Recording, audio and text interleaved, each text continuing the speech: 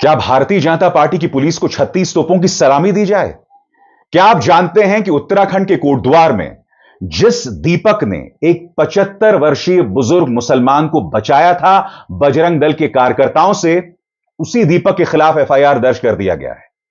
और साफ तौर पर दिख रहा है कि जो बजरंग दल के कार्यकर्ता उसके बाद दीपक को धमकाने के लिए उसके जिम के बाहर पहुंचे थे, उनमें से किसी के खिलाफ एफआईआर दर्ज नहीं किया गया है। अज्ञात लोगों के खिलाफ एफआईआर दर्ज किया गया है। और आप जानते हैं दोस्तों, सबकी शक्लें दिख रही हैं। और बात वहां सीमित नहीं है, खुद बजरंग दल के कार्यकर्ता अपनी इस हरकत को अपने सोशल मीडिया अकाउंट्स में डाल रहे हैं, पूरी दबंगई के साथ, पूरी बेशर्मी के साथ। और उत्तराखंड की पुलिस क्या करती है? अज्ञात लोगों पर एफआईआर दर्ज करती है।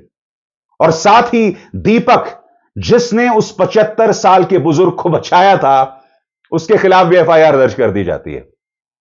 सबसे पहले सुनिए पुलिस क्या रही है। 20 तारीख को एक घटनाक्रम हुआ था। दुकान में किसी बात को लेकर दो पक्षों में विवाद हुआ था, दुकान के नाम को लेकर।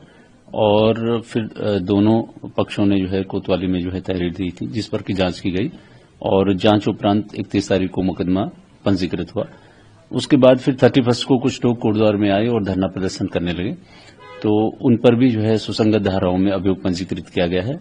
और वीडियो फुटेज और अन्य साक्ष्यों के आधार पर इसमें लोगों को चिन्हित किया जा रहा है। और हमारी जो विवेचना है वो प्रचलित है और शीघ्र इसमें कार्रवाई की जाएगी।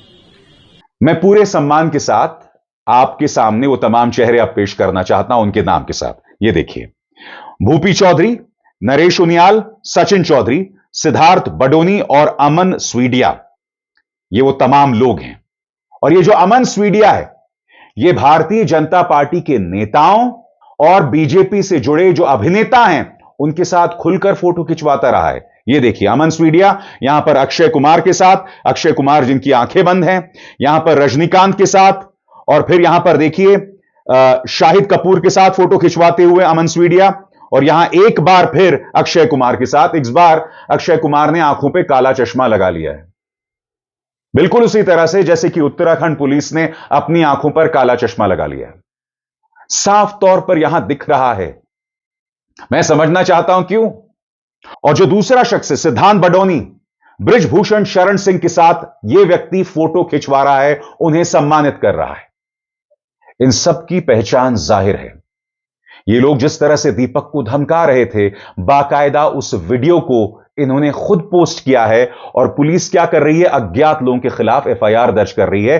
मगर दूसरी तरफ जिस दीपक ने उस 75 साल के मुसलमान बुजुर्ग को बचाया था, उसी दीपक के खिलाफ एफआईआर कर दिया गया है। बहरहाल पत्रकार उस पूरे एफआईआर के बारे में क्या कह रहे हैं, मैं आपको पढ़ के सुनाना चाहता हूं ताकि कोई असमंजस नहीं रहे।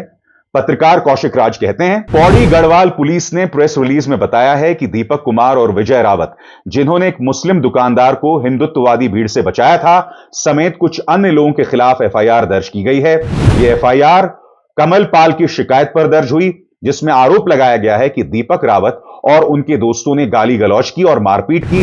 एफआईआर की जो धाराएं हैं वो कुछ इस तरह से हैं। 115(2) जानबूझकर चोट पहुंचाना, 191(1) दंगा, 351(2) आपराधिक धमकी, 352 शांति भंग करना।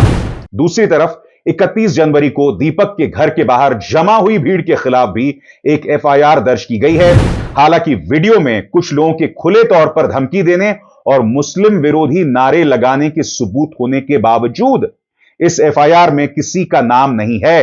यह एफआईआर 30 से 40 अज्ञात लोगों के खिलाफ दर्ज की गई है, जिनमें यह धाराएं हैं 191(2) दंगा, 121(2) जानबूझकर चोट पहुंचाना, 126(2) गलत तरीके से रोकना, 196(2) अलग अलग समुदायों के बीच दुश्मनी फैलाना और 352 शांति भंग। यानी कि दीपक भी वही जो वो अज्ञात लोग हैं। और यहां वो अज्ञात लोग साफ तौर पर दिख रहे हैं जो मैं आपको लगातार दिखा रहा हूं। मैं पूरे सम्मान के साथ पौड़ी पुलिस से, उत्तराखंड की पुलिस से पूछना चाहता हूं कि हो क्या रहा है। अब मैं आपको वीडियो दिखाना चाहता हूं जब ये लोग पहुंच गए थे दीपक के दफ्तर के बाहर और किस तरह से धमकाया जा रहा था, किस तरह की बातें की जा रही थी। खुद देखिए एक बार फिर। अपना गंजा सर छुपा के जैसे लुगाइयों के चुन्नी लेकर लुगाई भागती है ना, लुगाई के गुलाम इस तरीके से बजरंग दल के शेर को देख के भाग गया। अगर हिम्मत है तो आजा बाहर। तेरी बहादुरी दिख गई, तेरी बहादुरी दिख गई। निहत्थे बजरंगियों को धक्के मारकर पीट के भगाने वाला वो दीपक तेरे शहर में खड़े और ये भाग गया। बहरहाल जिस 75 वर्षीय मुस्लिम दुकानदार को परेशान किया जा रहा था, उनसे कहा जा रहा था कि आपके दुकान के बाहर जो बाबा लिखा हुआ है उसे हटाइए, क्योंकि उससे हमारी भावनाएं आहत होती हैं, हिंदू धर्म की भावनाएं आहत होती हैं, वो सामने आए और उन्होंने पूरे मामले का ब्यौरा पेश किया। सुनिए वो क्या कह रहे हैं। मेरे को हाजी वकील अहमद कहते हैं। उस दिन क्या वाकया हुआ था यहाँ पे? बस वाकया क्या हुआ था, बैठे हुए थे यहाँ पे, वो कुछ लोग आए थे, कहने लगे अपनी दुकान का नाम चेंज कर दो। हमने कहा भाई इतनी जल्दी कैसे चेंज कर दे, कुछ टाइम हो, कुछ थोड़ा टाइम मिले, कहना वो 1-2 दिन में काम बदलना पड़ेगा नाम आपको। तो मैंने कहा भाई इतनी जल्दी तो नहीं हो सकता। तो बस वो कहने लगे भाई बदल दो, नहीं तो अच्छा नहीं होगा। बस ये ऐसी बात है, 1-2 बात है, 2-3 मिनट बात करी उन्होंने, फिर चले गए। वहाँ पे अल्लाह गुल्ला हो गया, किसी ने टोक दिया कि मतलब आप नाम क्यों चेंज करा रहा हो। तो वो नाराज हो गया इस बात से, उसमें थोड़ा आ गया, तो वो हो गया थोड़ा झगड़ा, आपस में मनमुटाव हो गया। ये आपने बाबा क्यों रखा दुकान का नाम, और कब से है आपकी दुकान यहाँ पे? ये नाम दुकान तो करीब 42-43 साल पुरानी है। और दुकान का नाम बाबा इसलिए रखा था कि मुझे बाबा नाम बहुत अच्छा लगता था, क्योंकि बाबा भी बोलते थे, बाबा साधु लोगों को भी बाबा बोलते हैं, मौलवी लोगों को भी बाबा बोलते हैं, बुजुर्गों को भी बाबा बोलते हैं। बाबा का संविधान लिखा अम्बेडकर जी ने, ये नाम शुद्ध नाम है, स्वच्छ नाम है, इसमें कोई न खाने का मसला आता है न पीने का मसला आता है। जैसे कह देते हैं भाई थूक दिया, ये कर दिया, तो ये मुझे बहुत पसंद था ये नाम। हमारे सिद्ध अली बाबा को भी बाबा बोलते हैं, पीर बाबा को भी मजार पे बाबा बोलते हैं। तो मतलब यह है कि हर कास्ट में हर नाम में चल जाता है। आप कोटद्वार के ही रहने वाले हैं? कब से कोटद्वार? मेरा जन्म भी यही का है। मेरे पिताजी 2-3 मतलब कोटद्वार में 100-200 लोग नहीं होंगे जब क्या मारा। और ये कपड़े की दुकान आप कब से यहाँ पे चला रहे हैं? ये कपड़े की दुकान बस जब से यही करीब 30 साल हो गए होंगे, पर उससे पहले दूसरे। इससे पहले भी किसी को इस नाम पे आपत्ति हुई है? ना, इसको एक सेंटेंस में बोल दीजिए, इसको ना एक ही उसमें बोल दीजिए कि इससे पहले वाला, इस नाम को लेके किसी को आपत्ति हुई थी? आज तक किसी ने कोई आपत्ति नहीं हुई, कोई आया नहीं, किसी ने कुछ कहा ही नहीं। और लोगों को अच्छा लगता है, बाबा का नाम से हम फेमस है बाजार में, हर कोई पहचानता है। तो वो लोग आखिर उस दिन कहाँ से आ गए यहाँ पे? न जाने कहाँ से आ गए, आप उनको जानते भी नहीं? ना, बस वो तो अचानक आया। अब किसी ने क्या पता भेजा उनको, क्या हुआ, क्या मसला है, अचानक ही होगा, घबराहट हो गई, तबीयत मेरी ठीक रहती नहीं, पार्किंसन की मेरे को परेशानी है। बहरहाल मुझे बहुत ताज्जुब होता है कि कुछ लोगों को इस बात पर आपत्ति थी कि इस बुजुर्ग ने अपने दुकान के बाहर बाबा लिखा हुआ था, या बाबा दुकान के नाम से चला रहे थे। जैसा कि उन्होंने कहा, एक लंबे अरसे से वो ये दुकान चला रहे हैं और इसी नाम से चला रहे हैं। और सबसे बड़ी बात, ये जो बाबा शब्द है, इसकी जड़ें फारसी भाषा में हैं, ईरान में है इसकी जड़ें। बाबा का इस्तेमाल अफगानिस्तान में किया जाता है, ईरान में किया जाता है। समझे आप? बाबा सिर्फ हिंदू धर्म तक सीमित नहीं है।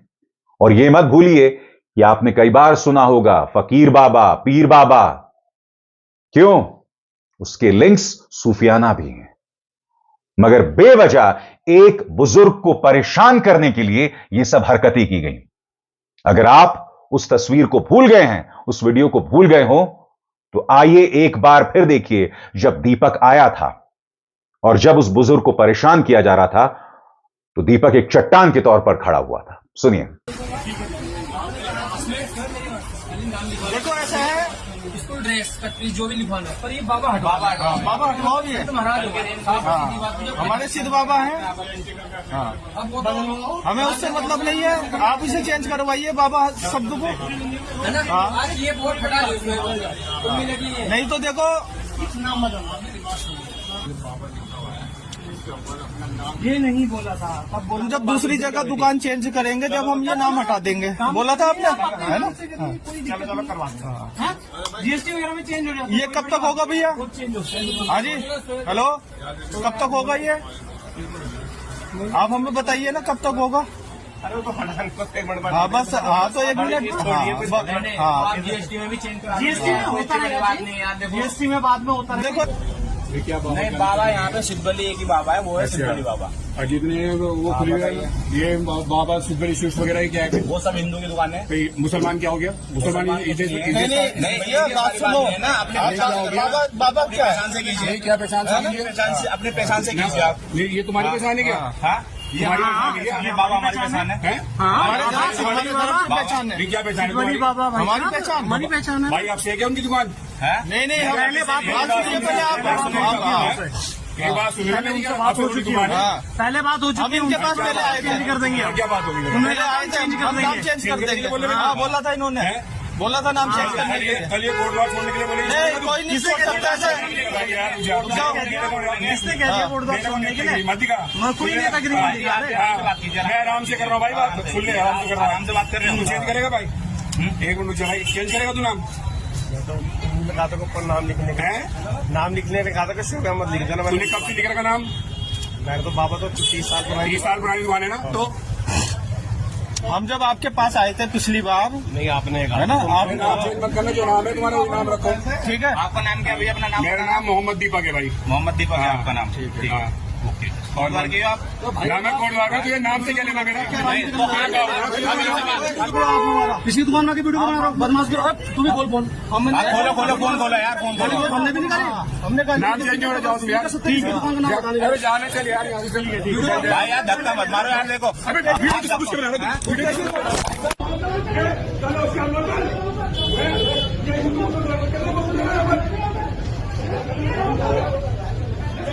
और इसी दीपक के पक्ष में राहुल गांधी भी आए। राहुल गांधी ने कहा कि सही मायने में दीपक एक हीरो है। सही मायने में अगर मोहब्बत की दुकान में किसी का विश्वास है तो वो दीपक है।